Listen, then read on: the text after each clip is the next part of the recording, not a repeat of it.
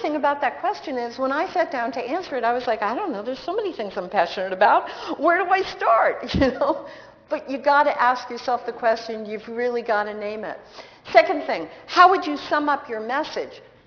That's really relevant because, I think you all know, the media works in sound bites, right? Yeah? You've got to have your sound bites. You can't just tell your story. So you've got to be able to sum up your message. You know, if you're on an interview on radio and the host asks you a question, you go past 90 seconds, you're out of there. They'll bump the interview. Guess what? A hot news story came up or whatever reason they're going to give you, you're out of there. So you've got to have soundbite answers for all of your, you've got to know what your message is and then have soundbite answers. You want to know, is there anything controversial going on in the news? Like Janet, like Lou. Also, is your message in the news in any way? Doesn't have to be controversial. You know, an example of that is, does anybody here know that October is National Adopt a Shelter Pet Month? No, you probably didn't know that. Well, it is. We probably know October is National Breast Cancer Awareness Month, right? Well, here's a little tip.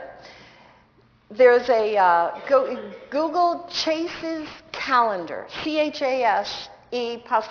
I think it's apostrophe S. Either Chase's calendar or Chase calendar. And Chase's calendar has every national holiday. I mean, it's like this thick. So no matter what your topic is, there is a national holiday, I can guarantee it. And you want to use that. And that's another way that your message is in the news, to tie your message into the news. The other thing is you want to come up with talking points. What are the things that you want to discuss? Guys, you need to, in order for you to give a good interview, you need to be at cause over it. You need to know what your messages are, because if you don't give it to the media, they're going to ask you whatever the heck you want, and then you've just spent all this time and energy on a show that produces nothing. So you want to have your talking points nailed, right? 5, 7, that's it. What are talking points?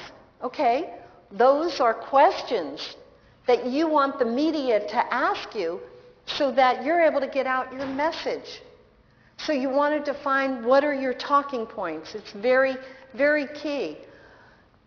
Let's go over how you use that. This is the other thing. In a radio pitch, by the way, has anybody ever been interviewed here on radio? Anybody ever been a guest? Oh, great. Wow, okay. That's good. I was interviewed on radio for my book, and I have to tell you a funny thing. So here I am, I'm a host. I've had my own talk radio show for 4 years. I thought, I'll nail it. You know, I know a good interview, I know a bad interview. Not at all. And I didn't realize it until I had I think it was my 30th radio interview or whatever. I'm having this great interview. Host, when we get off the air, the host says, oh, Marsha, that was such a great interview. And, you know, it was so much better than the first one we did. And I had a smile on my face, and I was thinking, oh, good, I'm really glad. And as soon as I got off the phone, I checked with my staff. It was the first radio interview I did for my book. So he even saw the difference. So it may be that you've been interviewed as a guest on radio, but you really have to prepare for a new message that you may be being a guest on. Does that make sense? You know, because you don't have your sound bites down. So here's how we do our radio pitches. And this, by the way, guys, we get so much feedback from the media because of our formula. They love us. We're one of the top resources for guests on radio. Why? Because I realized early on, if I do their job for them, the likelihood of me booking my clients is going to be greater. Okay, what does that mean? I can get paid that week, right? This is the early days. I had to figure it out. So here's how we do it. The headline, key, really key. I've hired so many writers for my company over the years, and this is where they always get in trouble. The simplicity of your headline is this. If somebody reads that headline, namely the producer, because they're the ones that are going to get it, can they hear the show? The show has to give them an immediate, the headline has to give them an immediate concept of what that show is. And you know what? If you can't hear it, it's not good. It's not going to fly. Because you've got maybe 10 seconds of the attention of that radio producer. So they've got to hear the show. Second thing we do, just a brief topic summary, maybe 2 paragraphs. And that's even long, but 2 paragraphs to give them, okay, they've got the headline, they've got the concept of the show, then you've got the topic summary. They have an idea of what the topic is going to be about, enough to whet their appetite. Then you give them your talking points, right? And then you give them the meat. Why do you give them the meat of your topic? Because a lot of hosts, I have to confide in you in this, they're not going to read your book. They're not. Most of them don't have the time, the interest, whatever to prepare. It's interesting. I have 2 other co-hosts on my show. I'm the only one that prepares. Why? I don't know. It's my personality. I want to make sure I know it all. And maybe it's because of my business. My other hosts don't prepare. They read from the cheat sheet that we get from the clients.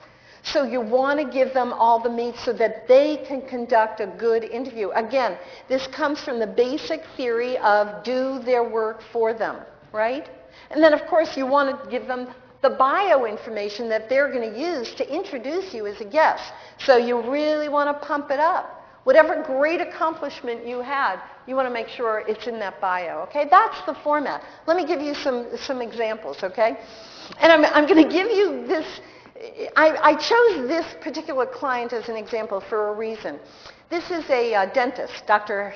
Katz. You may even know some of his products, TheraBreath. They're all over the country in all the Walmarts and supermarkets and whatever. My challenge as a PR is he's a dentist with bad breath products, okay? There's A, it's really hard to tie into the news. B, not a whole lot of angles that we can work with. Anybody here know Dr. Earl Mindell, the Vitamin Bible, Soy Bible? Any of you? Yeah? Earl's been a client of mine forever. Well, Earl can talk about anything because he's a health guy. So no matter what illness is in the news, he can talk about it. When Viagra came out in 1997, Earl was on the phone and he was like, Marsha, let's go with the herbal Viagra story. I was like, of course, of course. We went out with a pitch, and in 2 weeks, we had him booked on 55 radio shows because Earl could talk about anything. Well, Harold is wonderful, but it's still bad breath, okay? But I'm only showing you, I wanted to, because you're going to see what we had to do because he's an ongoing client. He's been with me for 6 years. As a matter of fact, speaking to the point of the power of PR, because this is the message I really want you to walk away with, is here's a guy, he's got a $25 million company. He used to do half advertising, half PR. I just found out 95% of his ad budget is now PR because he's so good at it and it's become so effective for him. Okay, can you hear the show in that headline? Does your boss have bad breath? Yeah? That's a perfect example. Here's another one. Can you hear the show in that? You're the producer. You got 10 seconds. What are the 5 worst holiday foods that cause bad breath? That's our topic summary. You can see the length of it. And then discussion questions. Okay, so this was obviously around Christmas one year. Okay, it's August. We ran out of topics. So what did we do? Okay, it's, who would have known? National Fresh Breath Day is August 6th. Thanks to my trustee Chase's calendar, okay? We went out on this angle. It worked. Okay, February, St. Patrick's Day. Here's another angle. Will St. Patrick's Day green beer give you green breath? They loved it.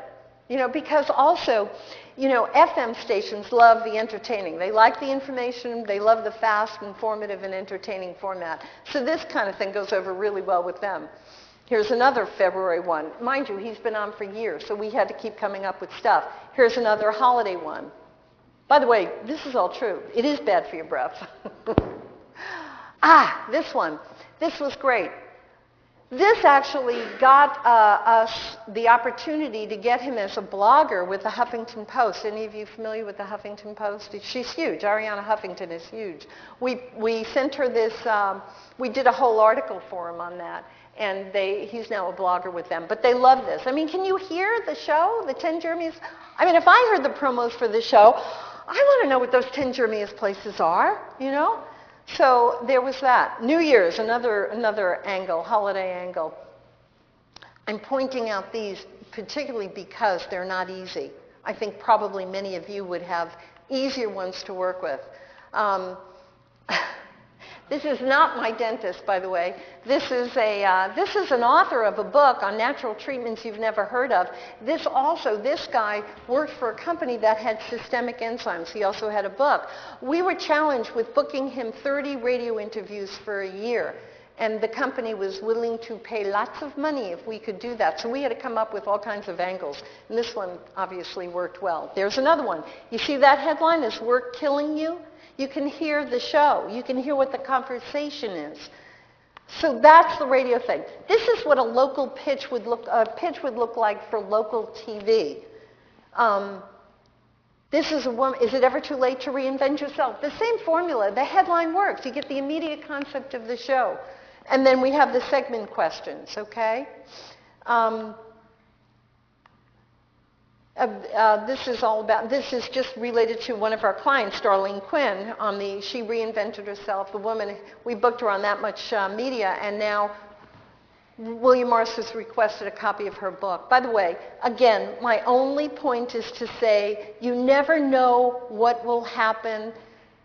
You also won't know what won't happen if you don't get out on the playing field and play in the media. Because I have story after story after story of what happened with some of my clients from doing a radio show or a TV. You just don't know who's listening, right? So let's talk a little bit about, I'm trying to wrap up. I want to give you some real key things and then open up for Q&A. This is really relevant. When you're on the air, if you're doing a radio interview, be enthusiastic. I have had guests on my show who were so boring, I didn't know, oh my God, why are you doing this to me? You can't be boring. You have to be passionate. You have to have energy. You have to be enthusiastic about your message, or else the interviewer is going to cut you short. You've got to smile when you're on the air. You know what? I don't care where you are. You're in your bedroom. You're at your office. Smile, because that comes across when you're on the air. Don't use a cell phone. You all probably know this. Why? The phone drops. They're not going to call you back. I don't care where you're at in the interview. You've lost that interview opportunity. Don't sound like an infomercial. Key, critical. The last thing you want to do is answer with things like, oh yeah, it's in my book. Or, yeah, you can get my book at blah, blah. No, that's really bad. You know, a dear friend of mine who is a media coach to the national talk show, about 5 or 6 of the national talk shows hosts, Bill Bennett, Michael Medved, Michael Savage, Gallagher. I mean, that's his job. He's a media coach. So when I came out with my book, I said, Lee, give me your help, whatever, coach me. So I flew into Auburn, met with him for a day. And one of the most important, valuable things that he said to me is, know your host. Why? Because here's why. The host has already done the job of engaging his audience. He's done that. That's why he's a host. So what do you have to do? You have to engage the host. Don't worry about the audience. Engage that host. How do you do it? Go on the website. Listen to some of the shows. Find out if he's talking about his brother or his wife or his dogs. What's his personality like? What's the tone of his communication? Know your host. Once you have that data, you're more able to engage him. And if you engage him, you've got it nailed. Now, one of my interviews that I did for my book, did I ever even have to promote it? Because every one of I knew I had to engage those hosts. And as a talk show host, I knew what that meant. And then they would always be, Marsha, where can my listeners get your book? 3 times. They would give out the website address. I did not have to do that. So that datum is really, really vital. If you make friends with the host, you've got it made.